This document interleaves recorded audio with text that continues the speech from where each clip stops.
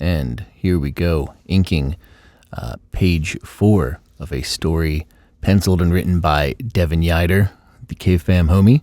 I am going to start with the face because that's generally what Rob Liefeld recommends. And them Youngblood comic, he sure has sold a lot of them Youngbloods and them X-Forces. That Deadpool is a popular guy. So starting with the face. I am doing the hair with the nib at first. Tiny circles. It's fun to do. Switch to the brush. Big circles, more coverage area. That's quicker. We like that. Go back to the nib. Give it a little bit of texture. I think this is mistake number 1, so to speak. Blacking in this kaiju head. And that seems to be going fine.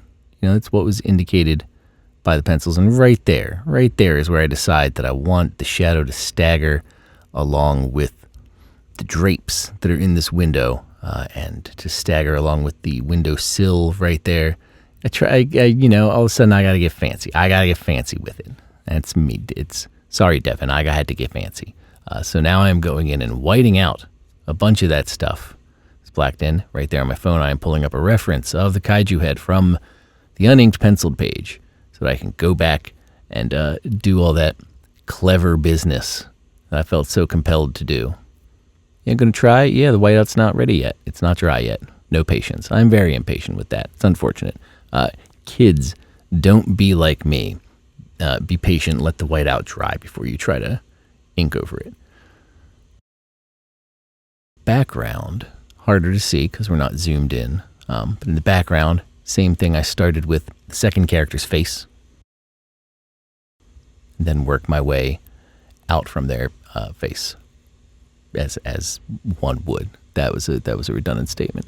I'm going in the background. Starting with the little pictures that are over the picture frame, the shelves that are a little bit in the front, the window that is ahead. I'm trying to build the layers of depth as I go, so that I don't accidentally make something feel way too forward. I want to vary my line weights as I'm going.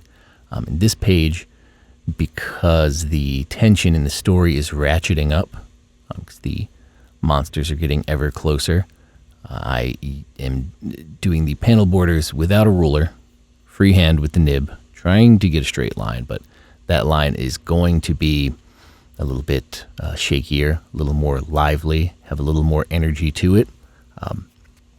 Which is a thing that I like to do. Pages that are more calm, I'm going to use probably a ruler, a T-square, to get a very straight, very dead line on the borders. But something like this where I kind of want to subtly ratchet up the tension or the energy, I will go freehand on the borders. And there's stuff you'll see on other pages. Oh, there was a flash of one very briefly. There's stuff that is just absolute chaos, just ink and whiteout chaos, because excitement. Tried to use a scratchier kind of technique on the doll on the floor. I didn't want it to look as delineated as our characters, and as firm and as solid. I wanted there to be some differentiation here, so we gave him a different kind of treatment. I'm trying to get a little bit of shadow under the bed. Work out the little books on the bedspread. There was also a bit of trying to figure out how to make the little dots and swirls on the bedspreads bend around. Yeah, we're getting back up to the kaiju there, trying to work out that antenna. Did he get the antenna? No, I'm going to go back and change that antenna again.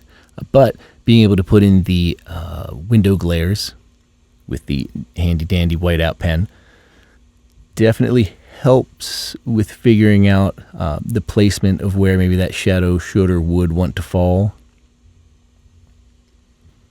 So that's nice. Finally down in the third panel with the hand. The hand will get, so much business, so many revisions on the hand. Hands are like that. You want to get hands right. I mean, you want to get everything right, but I think there's definitely a certain type of artist who obsesses over the hands, and I'm one of those people. Sorry, everyone. There are car artists, there are horse artists, there are hand artists. Everyone's got a thing that they're... Or maybe they don't. Maybe I'm projecting. I don't know.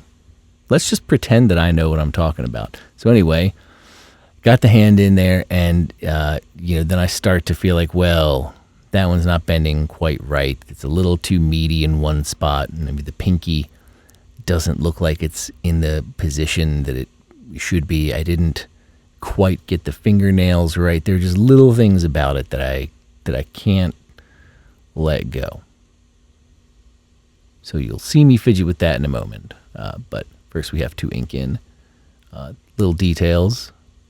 Get around the little bits on the edges. Get the panel border straight. There I am trying to compare my hand, figure out where that pinky goes. Get the pinky right, get the wrist right.